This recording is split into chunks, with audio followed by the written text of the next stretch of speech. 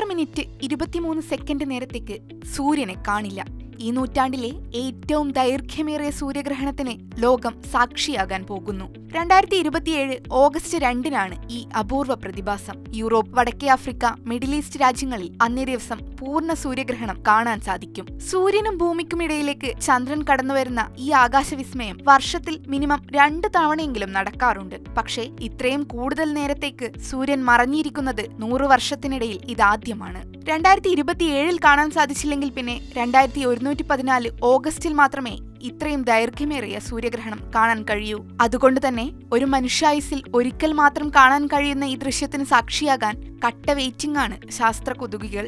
ലോകത്തിലെ അപൂർവ പ്രതിഭാസമാണെങ്കിലും 2027 സൂര്യഗ്രഹണം ഇന്ത്യയിൽ നിന്നും കാണാൻ കഴിഞ്ഞേക്കില്ല. Saudi Arabia, Egypt, Spain, Somalia, Yemen തുടങ്ങിയ രാജ്യങ്ങളിൽ ഈ പ്രതിഭാസം പൂർണ്ണതോതിൽ ദൃശ്യമാകും.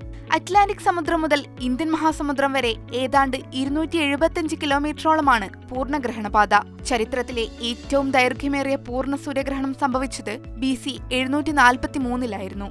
അന്ന് 7 മിനിറ്റിലധികം ഭൂമി ഇരുട്ടിലായി. സൂര്യൻ മറഞ്ഞിരിക്കുന്ന ഈ അപൂർവ പ്രതിഭാസം മിസ്സാക്കാൻ താല്പര്യമില്ലാത്തവർ ഇപ്പോൾ തന്നെ ഒരുങ്ങിക്കോളൂ. ഈ അനുഭവം പിന്നെ ഒരിക്കലും കിട്ടില്ലെന്ന കാര്യത്തിൽ സംശയം വേണ്ട.